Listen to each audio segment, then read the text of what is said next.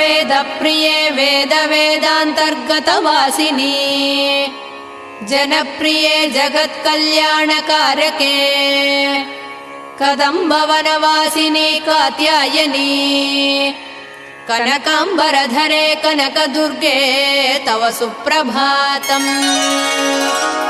कल्पवृक्षे महाकल्पादिकालनिर्णये मातः मधुसूदनादिमहादेव विनुते मन्दाकिनी सलिलसेवितपदे मन्दस्मिते कनकाम्बरधरे कनकदुर्गे तव सुप्रभातम्।